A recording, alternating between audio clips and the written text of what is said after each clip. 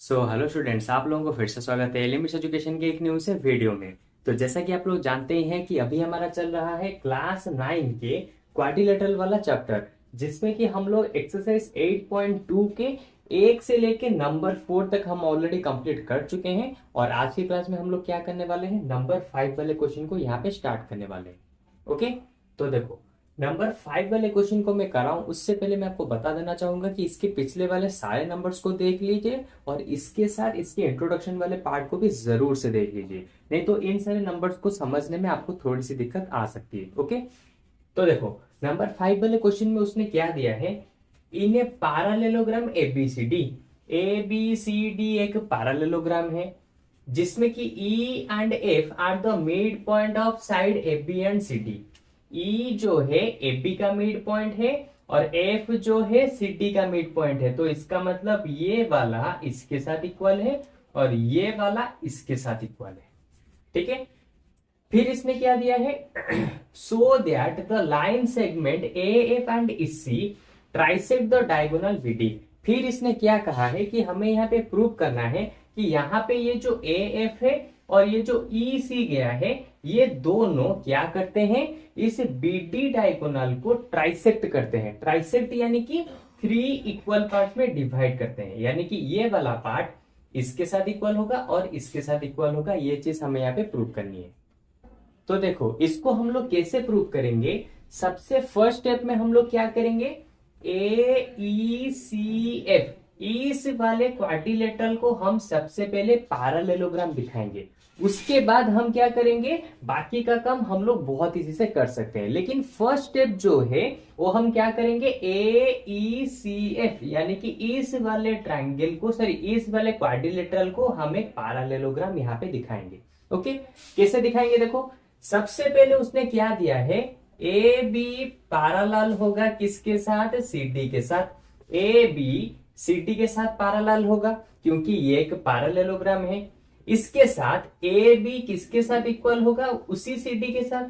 अब तुम पूछोगे क्यों, अरे सिंपल सी चीज है, एक पैरेललोग्राम में उसके ऑपोजिट साइड्स क्या होते हैं, पैरेलल होते हैं और एक दूसरे के साथ इक्वल होते हैं। ठीक है, तो मैंने यहाँ पे क्या प्रूफ दिखा दिया, सबसे पहले लिख दिया ए बी पैरेलल होगा सी डी के साथ और ए बी इक्वल होगा किसके साथ, उसी सी डी के साथ। अभी क्या करते हैं, दोनों का हाफ करते हैं। Half of A B parallel होगा simple half of C D, उसी तरह से half of A B equal होगा हाफ ऑफ सी डी के साथ। ठीक है, ये चीज मैंने यहाँ पे लिख दिया। अच्छा अब देखो ए बी का हाफ, ए बी का हाफ या तो मैं इसको ले सकता हूं या फिर इसको ले सकता हूं। ठीक है, लेकिन मुझे यहाँ पे पैरेललोग्राम इस चीज को दिखाना है, इस क्वाड्रिलेटरल को, इसीलिए मैं यहाँ पे यूज करूंगा ए ई। तो हाफ ऑफ ए बी हो जाएगा ए ई, ये मैंने लिख दिया। उसके साथ half of C D, half of C D देखो सी डी का हाफ कौन सा होगा, या तो ये वाला होगा या फिर ये वाला होगा, लेकिन मुझे इस वाले क्वाड्रिलेटरल को दिखाना है तो मैं क्या करूंगा, सी एफ को यहाँ पे यूज करूंगा, ये हो गया सी एफ। उसी तरह से हाफ ऑफ ए बी यहाँ पे क्या यूज करूंगा, A E equal to half of C D यहाँ पे यूज करूंगा सी एफ। तो देखो इस वाले क्वाड्रिलेटरल में ए ई एफ सी के साथ पैरेलल निकल गया, उसी के साथ ए ई एफ सी के साथ इक्वल निकल गया। तो हमें पता है अगर किसी क्वाड्रिलेटरल में ऑपोजिट साइड्स पैरेलल होते हैं और एक दूसरे के साथ इक्वल होते हैं तो हम उस वाले क्वाड्रिलेटरल को क्या कहते हैं, हम उस वाले क्वाड्रिलेटरल को कहते हैं पैरेललोग्राम। ठीक है, तो इस चीज से हमें यहाँ पे प्रूव करके दिखा दिया कि ए ई सी एफ ये एक पैरेललोग्राम यहाँ पे हो चुका है। अब जबकि ये एक पैरेललोग्राम है तो सिंपल हमारा आधा मतलब कि अब मेन काम यहीं से स्टार्ट हो जाएगा। कैसे, देखो अगर ए ई सी एफ एक पैरेललोग्राम है तो सिंपल सी चीज है, ए एफ पैरेलल होगा सी ई के साथ। तो ए एफ पैरेलल होगा किसके साथ, सी ई के साथ, क्योंकि ये वाला एक पैरेललोग्राम है। सिंपल सी चीज। ठीक है, अब इसी चीज को तुम्हें यहाँ पे मेन चीज है, इसी को तुम्हें यहाँ पे याद रखना है कि ए एफ पैरेलल हो चुका है सी ई के साथ, क्योंकि इसी चीज से हम जो बाकी के यहाँ पे प्रूव करने हैं उन सभी चीज को हम इसी की मदद से ही प्रूव करेंगे। और इसी चीज को यहाँ पे लाने के लिए हमने इतना यहाँ पे तामझाम किया है। ओके, तो देखो ए एफ पैरेलल हो गया किसके साथ, सी के साथ पैरेलल हो चुका है। अभी देखो क्या करना है, सिंपल, मैं पहले इसको इरेज कर देता हूं, फिर यहाँ पे हम लोग बाकी का काम करते हैं। ठीक है, चलो। तो यहाँ पे जो ए एफ हमारा सीई के साथ पैरेलल निकला है, मैं इस चीज को यहाँ पे लिख देता हूं, क्योंकि यही चीज से हमारे सारे काम यहाँ पे प्रूव होंगे। यानी कि dp equal to P Q equal to Q B यहाँ पे कैसे प्रूव होंगे, इसी की मदद से प्रूव होंगे। ठीक है, तो कैसे देखो, in triangle A P B, in triangle A P B, इस वाले ट्रायंगल में देखो ई जो है मिड पॉइंट में है, किसके, ए बी के मिड पॉइंट में है ई। ई इज मिड पॉइंट, किसका मिड पॉइंट है, ए बी का। ठीक है, इसके साथ देखो ई तो हो गया मिड पॉइंट, उसके साथ ई क्यू पैरेलल होगा एपी के साथ। अब तुम पूछो कि क्यों होगा, अरे सिंपल सी चीज देखो, ई सी पैरेलल है किसके साथ, ए एफ के साथ, यहाँ पे है। तो इसका मतलब ई सी का आधा किसके साथ पैरेलल होगा, ए एफ के आधे के साथ। तो इसका मतलब ई क्यू पैरेलल होगा एपी के साथ, ई क्यू पैरेलल हो गया किसके साथ, एपी के साथ। ठीक है, तो अब देखो, अगर किसी भी ट्रायंगल में, ठीक है, एक लाइन इस तरह से गया है, दोनों साइड को इंटरसेक्ट करता है, ठीक है, और एक उसका पॉइंट जो होगा वो क्या होगा, मिड पॉइंट पे ऊपर होगा, और वही वाला लाइन थर्ड साइड के साथ क्या कर रहा होगा, बिल्कुल पैरेलल होगा। इसका मतलब इसका जो ये वाला पॉइंट देख रहे हो, यानी कि ये वाला पॉइंट, ये क्या कर रहा होगा, इस तीसरे वाले साइड को क्या करता होगा, मिड पॉइंट पे इंटरसेक्ट करता होगा। इसका मतलब Q हमारा PB का इंटरसेक्ट यहाँ पे प्रूव हो गया।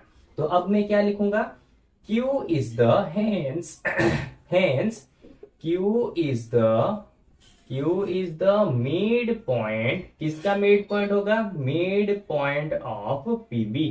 ये यहाँ पे प्रूव हो गया क्या, Q is the mid point of PB। क्यों होगा, converse of mid point theorem. ठीक है, तो मिड पॉइंट थ्योरम की वजह से, converse of mid point theorem की वजह से यहाँ पे क्या हो गया, Q PB का मिड पॉइंट यहाँ पे प्रूव हो गया। अभी क्या करना है, एक और ट्रायंगल के देखो, कौन सा वाला ट्रायंगल, ट्रायंगल DQC। इस वाले ट्रायंगल को देखो, triangle DQC, in triangle DQC same चीज। सबसे पहले देखो, F जो होगा DC का मिड पॉइंट होगा, F इज मिड पॉइंट, किसका मिड पॉइंट होगा, मिड पॉइंट ऑफ DC। ये मैंने लिख दिया। अब फिर से देखो, मैंने क्या कहा था, CE पैरेलल है AF के साथ, मैंने लिखा है ऑलरेडी। ठीक है, तो अब देखो CE का आधा यानी कि CQ और AF का आधा यानी कि FP, तो CQ और FP एक दूसरे के साथ इक्वल होंगे, सॉरी पैरेलल होंगे। तो CQ पैरेलल होगा किसके साथ, PF के साथ। तो सेम चीज जैसा हमने यहाँ पे निकाला, उसी तरह से हम यहां से निकाल सकते हैं कि P हो जाएगा क्या हमारा, P is the mid point, किसका होगा mid point, mid point of, किसका हो जाएगा, अरे सिंपल सी चीज है, DQ का हो जाएगा ना, DQ। ठीक है, देखो P क्या हो गया, DQ का मिड पॉइंट हो गया। तो अगर DQ का मिड पॉइंट हो गया कौन, P, तो यहां से मैं क्या लिख सकता हूं, DP इक्वल टू PQ। इसको दे देता हूं इक्वेशन 2। सेम चीज यहां पे देखो, यहां पे हमने Q is the mid point of PD। Q जो था मिड पॉइंट किसका था, PD नहीं, सॉरी, Q जो था मिड पॉइंट था किसका, PB का। तो इसका मतलब यहां से मैं निकाल सकता हूं क्या, PQ इक्वल होगा BQ के साथ, PQ इक्वल होगा BQ के साथ। इसको ले जाता हूं इक्वेशन 1। तो देखो इक्वेशन 1 और इक्वेशन 2 से हमें यहां से क्या मिल रहा है, PQ इक्वल है BQ के साथ, फिर PQ इक्वल है DP के साथ। तो यहां पे मैं लिखूंगा फ्रॉम इक्वेशन 1 एंड 2 क्या हो जाएगा, PQ इक्वल होगा DP के साथ और इक्वल होगा क्यू के साथ, ठीक है। यानी कि डीपी इक्वल टू हो गया पी क्यू, इक्वल हो गया बी क्यू। तो देयरफॉर देके तुम यहाँ पे इसी चीज को चाहो तो कॉपीराइट भी कर सकते हो, यानी कि कॉपी करके यहाँ पर लिख भी सकते हो, तुम्हारी मर्जी, ठीक है। और एक चीज मैं यहाँ पे लिखना भूल गया, यहाँ पे जो मैंने रीजन लिखा था यहाँ पे सेम रीजन यहाँ पर भी रहेगा। तो देखो इस तरह से हमारा नंबर 5 वाला क्वेश्चन भी यहाँ पे कंप्लीट हो चुका है। ओके, तो अब मुझे लगता है कि तुम इसके ऊपर बहुत ही अच्छे से समझ चुके होगे। और हाँ, अगर यहां तक रखते हो आंसर तो भी चलेगा, या फिर इस चीज को यानी कि कौन सा वाला चीज, इस चीज को अगर चाहो तो इसको कॉपी करके देयरफॉर में भी लग सकते हो, तुम्हारी मर्जी। दोनों का मतलब बिल्कुल सेम होगा, ठीक है। तो या तो इस तरह से रखो या फिर इस तरह से रखो, तुम्हारी मर्जी, दोनों का आंसर सेम होगा और दोनों में ही तुम्हें सही मार्क्स मिलेंगे। ओके, तो चलो इस तरह से हमारे एक्सरसाइज 8.2 का नंबर 5 क्वेश्चन यहाँ पे खत्म होता है। अब हम लोग क्या करेंगे, इसके नेक्स्ट वाले क्लास में इसके बाद वाला क्वेश्चन यानी कि नंबर 6 वाले क्वेश्चन को हम दोनों मिलकर फिर से यहाँ पे सॉल्व करेंगे। ओके, तो चलो आज की क्लास में बस इतना ही। होपफुली तुम्हें बहुत अच्छे से समझ आया होगा, लेकिन फिर भी अगर इसके ऊपर तुम्हारा कुछ भी डाउट है तो मुझे कमेंट सेक्शन में बताओ। मैं इसके ऊपर मतलब कि अगर ज्यादा से ज्यादा डाउट होगा तो मैं इसके ऊपर एक न्यू सा वीडियो बना के बता दूंगा, तुम्हारे डाउट्स को क्लियर करा दूंगा। या फिर तुम चाहो तो हमारे वेबसाइट के ऊपर आकर भी वहां पे हमारे फ्री लाइव क्लासेस को ज्वाइन कर सकते हो, जहां पे मैं तुम्हारे साथ डायरेक्टली बात करके तुम्हारे सारे डाउट्स को क्लियर कराऊंगा। ओके, तो चलो आज के क्लास में बस इतना ही। अब हम लोग मिलेंगे इसके जस्ट एक न्यू सी क्लास में और इसके बाकी सारे नंबर्स को भी यहाँ पे खत्म करेंगे। ओके, तो चलो बाय बाय।